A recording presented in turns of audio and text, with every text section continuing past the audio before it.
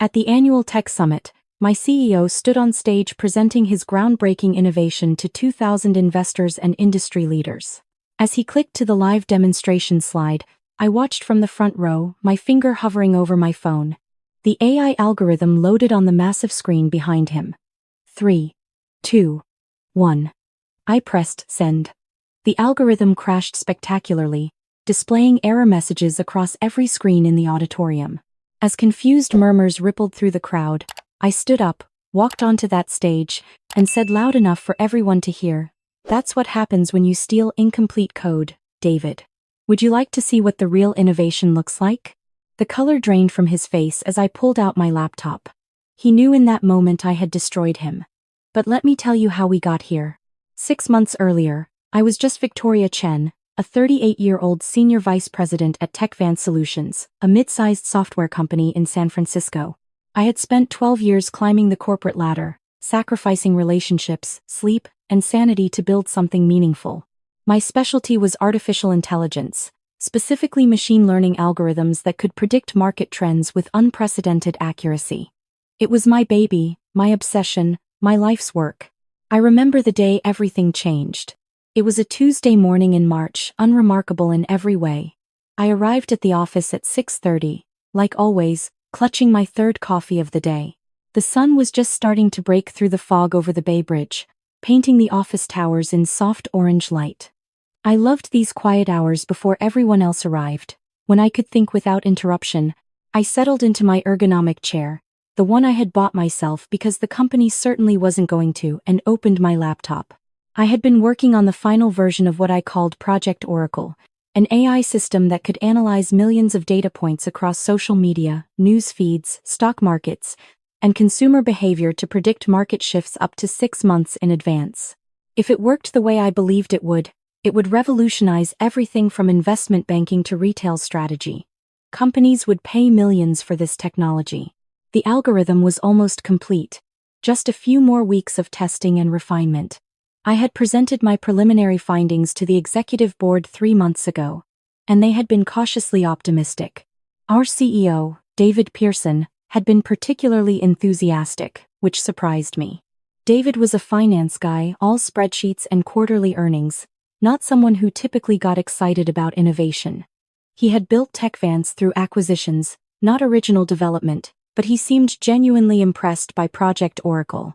I opened my email to find an unusual message. It had come in at 2:17 that morning, automatically generated by our shared drive system. David Pearson has accessed your Project Oracle folder. That was odd. Why would David be looking at my work files at 2 in the morning? I clicked through to check the access logs. He hadn't just looked, he had downloaded everything, every file, every line of code, every research document. My heart started beating faster. There could be innocent explanations. Maybe he was preparing for an investor meeting and wanted to review the project details. Maybe he was just really dedicated and worked weird hours. But something felt wrong. In 12 years, David had never shown this level of hands-on interest in anyone's project. I pulled up the company's internal communication system and did something I had never done before. I accessed David's email.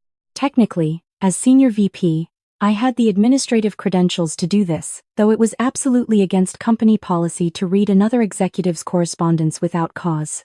But I had cause now, call it instinct, call it paranoia, but I had to know. What I found made my blood run cold. There were emails dating back 3 months, right after my board presentation. David had been in contact with Marcus Chen, the CEO of our biggest competitor, Nextech Industries. The subject lines alone told me everything I needed to know. Acquisition opportunity, confidential discussion AI technology, timeline for transition. I opened the most recent email chain. Sent just yesterday. David had written, "Oracle will be ready for demonstration in approximately 6 weeks. Once we showcase its capabilities at the Tech Summit, the acquisition will be positioned as a merger of equals, but as we discussed, you'll acquire TechVance for the technology. I'll transition to your board with the appropriate compensation package we outlined. The creator of Oracle, Victoria Chen, will be terminated before the acquisition closes. She's too emotionally attached to the project and will cause problems during the transition." I read it 3 times, certain I must be misunderstanding. But no, It was crystal clear. David was selling the company to our competitor, marketing my innovation as his own, and planning to fire me before I could do anything about it. The appropriate compensation package he mentioned in earlier emails was $30 million, plus stock options and a board seat. I sat there in my empty office as the sun rose higher, the city coming to life around me, and felt something shift inside me. This wasn't just corporate backstabbing.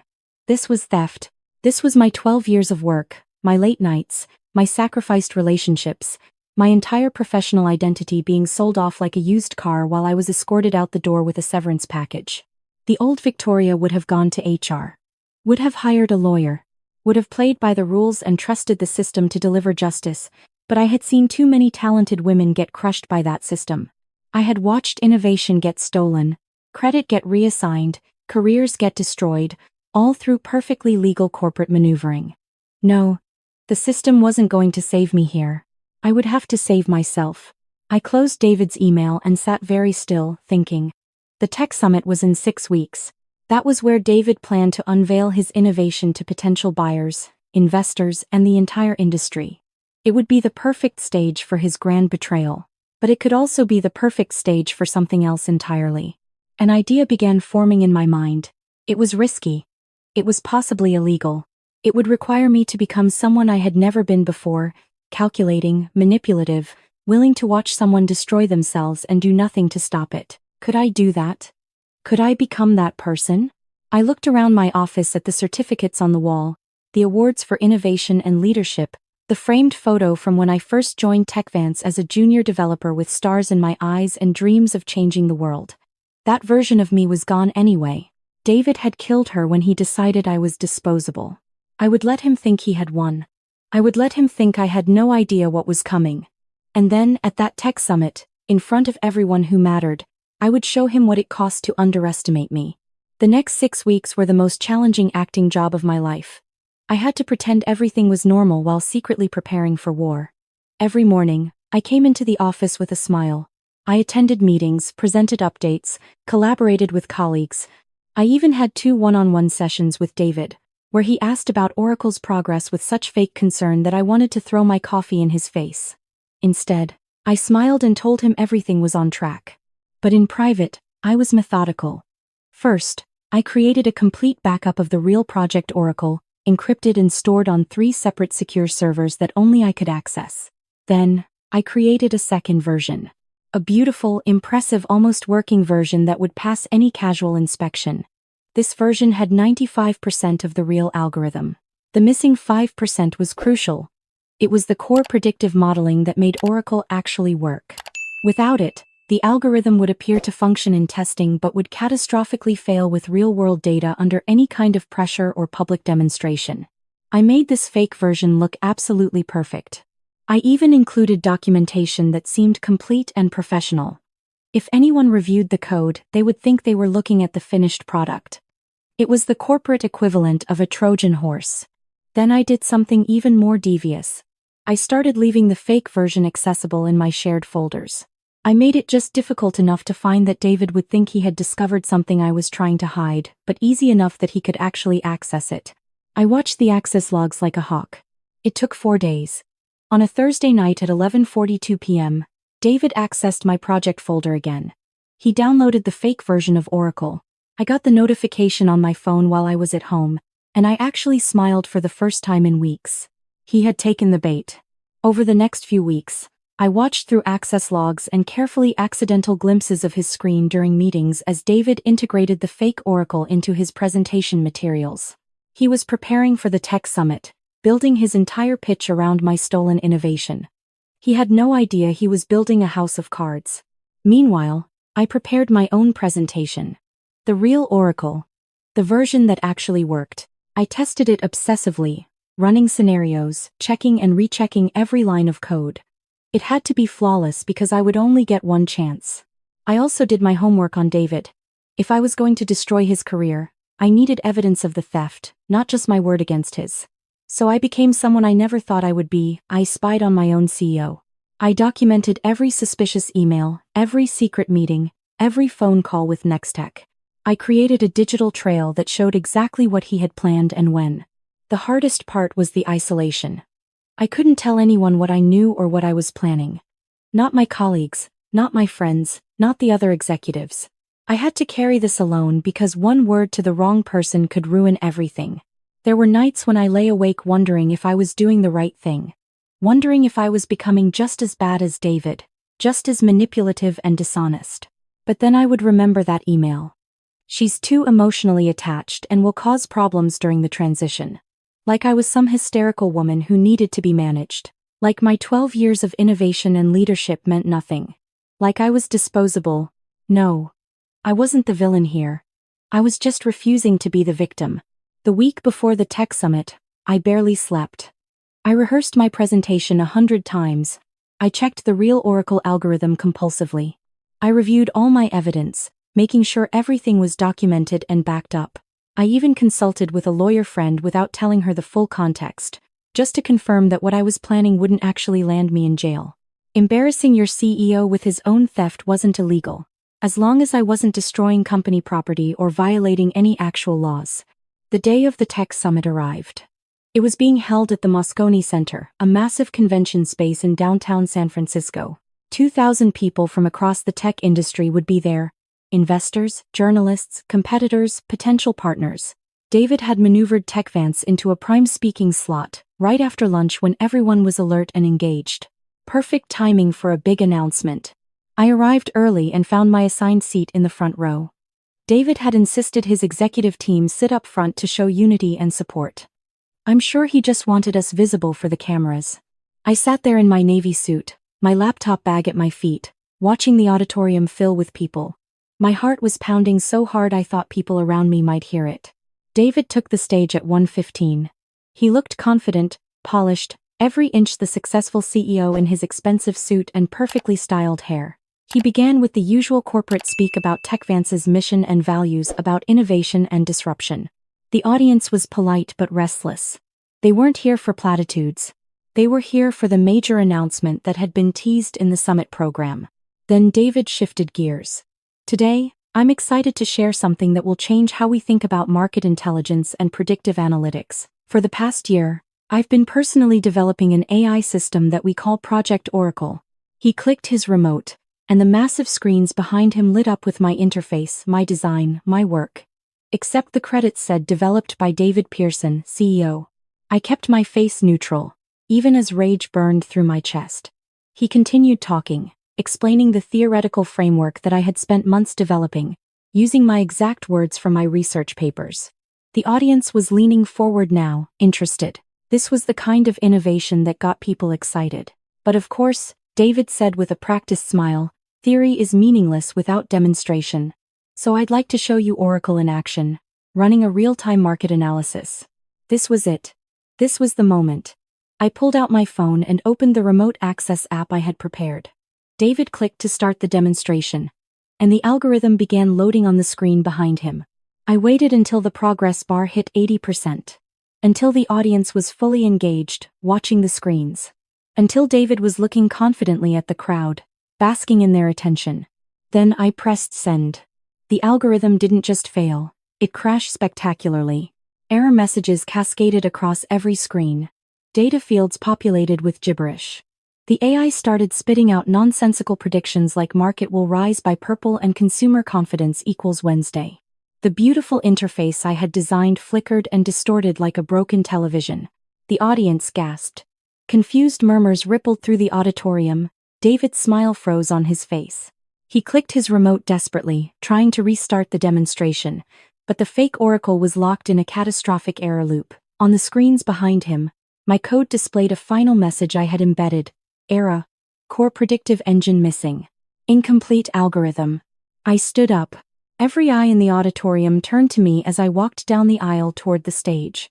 David saw me coming, and I watched the realization dawn on his face. He knew. Somehow, he knew that I knew. I walked up the steps onto that stage with my laptop in my hand. The room had gone completely silent.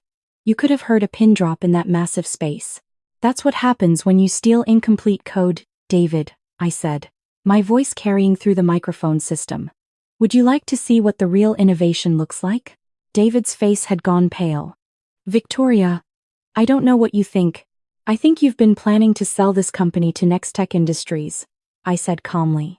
I think you downloaded my research from our shared drive at 2:17 a.m. 6 weeks ago.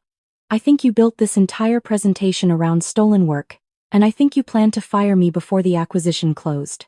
Would you like me to be more specific? The audience was riveted. This was better than any scripted drama. I could see phones coming out, people starting to record. I have no idea what she's talking about, David said, but his voice wavered. This is clearly some kind of breakdown. I opened my laptop and connected it to the auditorium system. Then you won't mind if I show everyone the real Project Oracle. The complete version. The one that actually works. I pulled up my presentation and ran the algorithm. This time, it loaded perfectly. Clean data, clear predictions, flawless interface. I ran a live analysis of current market conditions, and Oracle processed millions of data points in real time, generating accurate predictions that made the audience lean forward in their seats. This was what they had come to see. This was real innovation. For the past 12 years, I've been developing artificial intelligence systems for this company, I said, addressing the audience. Project Oracle is my work. My code. My research. Here's the original development file with my name and timestamp. I displayed the file metadata on the screens. Created by Victoria Chen, dated 14 months ago. Then I pulled up David's version. Created by David Pearson, dated 6 weeks ago. A perfect digital trail showing exactly when and how he had stolen it. I have emails here, I continued, showing Mr. Pearson's communications with Nextech Industries, discussions about selling this company, about positioning stolen innovation as his own work, about terminating the actual creator before she could interfere with his $30 million payoff. I displayed the emails on the screen. Every word David had written, exposed for the whole industry to see. The audience was silent, but I could feel the shift in the room. 2,000 people had just watched a CEO get caught red-handed. David tried one more time. This is a violation of company confidentiality. Security. Please escort Miss Chen. Security answers to the board of directors. A voice called out from the audience. I looked over to see Margaret Wu, our board chair, standing up. She looked furious, but not at me. And the board would very much like to hear the rest of what Miss Chen has to say. I took a breath. This was it. The moment that would define everything. I don't want to destroy this company, I said. TechVance has been my home for 12 years. But I won't let it be sold off for parts by someone who sees innovation as just another asset to liquidate. Project Oracle can revolutionize how we approach market intelligence. The real version, the complete version, is worth 10 times what Nextech was offering. But only if it's developed ethically. By the people who actually created it. I looked directly at David. You thought I was disposable. You thought I would be too emotional, too attached, too much of a problem. You were right about one thing, I am attached to my work. Attached enough to protect it. Attached enough to ensure it doesn't end up in the hands of someone who stole it. I closed my laptop and looked out at the audience. I came here today prepared to watch my career end. I thought that exposing the truth might cost me everything. But I realized something over these past 6 weeks. My work, my innovation, my integrity, those things aren't disposable. And neither am I. The auditorium erupted. Not in boos or jeers, but in applause. It started with a few people and built into a wave of sound that washed over the stage. Margaret Wu was already on her phone, clearly calling an emergency board meeting. Other board members were standing, looking at David with expressions ranging from shock to fury. David stood there, exposed and silent, as his entire carefully constructed plan crumbled around him. Security did eventually come, but they escorted him off the stage, not me. The next 72 hours were chaos. The board met in emergency session. The story went viral across tech news sites and social media. CEO caught stealing employees' innovation at major tech summit was the headline on TechCrunch. My presentation, my exposure of David's theft, was viewed millions of times. David was fired within 24 hours. The board issued a statement condemning his actions and promising a full investigation. The planned acquisition with Nextech fell apart immediately. They wanted nothing to do with the scandal. Several other board members resigned over their failure to catch David's scheme. And me? The board offered me David's job. I stood in the same conference room where I had first presented Project Oracle 9 months ago, looking at Margaret Wu and the remaining board members. You want me to be CEO? You saved this company, Margaret said. You could have taken your innovation and gone anywhere, started your own company, sold it to the highest bidder. Instead, you fought for TechVance. That's the kind of leadership we need. I thought about it for exactly 3 seconds. I accept, but I have conditions. Project Oracle stays mine, with proper credit and compensation. We establish a clear innovation protection policy so no other employee ever has to go through what I did. And we create a development track that values actual innovation over financial maneuvering. They agreed to everything. That was 3 months ago. Today, I'm the CEO of TechVance Solutions. Project Oracle is in final development, and we have pre-orders worth over $200 million.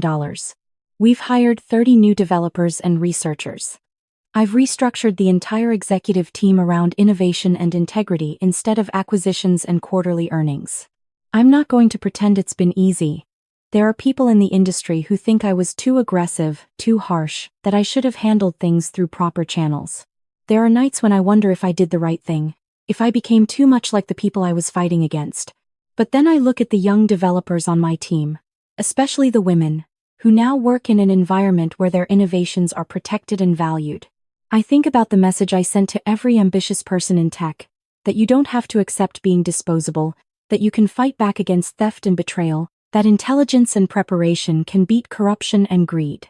David tried to sue me for defamation and corporate espionage. His lawyers sent threatening letters talking about my illegal access to his emails and my sabotage of his presentation. But my lawyer, the one I had consulted beforehand, calmly pointed out that I had administrative access rights to company systems as a senior VP, that I had only accessed company property, not personal property, and that I had presented factual information backed by documented evidence. The case went nowhere. Last I heard, David was consulting for a small startup in Austin, his reputation in San Francisco tech circles permanently destroyed. Sometimes late at night, when I'm alone in my new corner office overlooking the San Francisco Bay, I think about that moment on stage. The moment I chose to stand up and fight instead of accepting my fate quietly. The moment I stopped being afraid of seeming too emotional, too attached, too difficult. I learned something important during those 6 weeks of preparation and planning. The world wants women, especially women in positions of power, to be likable, to be accommodating, to handle betrayal with grace and dignity and quiet legal channels. And sometimes, that's the right approach. But sometimes, the right approach is to walk onto a stage in front of 2,000 people and destroy your enemy with their own weapon. Sometimes you have to be willing to risk everything to protect what matters. Sometimes you have to be the person who doesn't accept being disposable. Would I do it again? Absolutely. Would I recommend this approach to everyone facing corporate betrayal? Maybe not. It required perfect timing, careful preparation, and honestly, a bit of luck. It could have backfired spectacularly. But for me, in that moment, it was exactly the right move. Because I wasn't just fighting for a job or a project. I was fighting for 12 years of my life, for every late night and sacrificed relationship and missed opportunity. I was fighting for the principle that innovation matters, that credit matters, that women's work has value beyond what some CEO decides it's worth. And I won. The best part? Project Oracle launched last month. It's everything I dreamed it would be. The algorithm is being used by companies across 3 continents. We're working on applications in healthcare, education, climate science. My work is changing the world, exactly like I always hoped it would. And this time, my name is on it.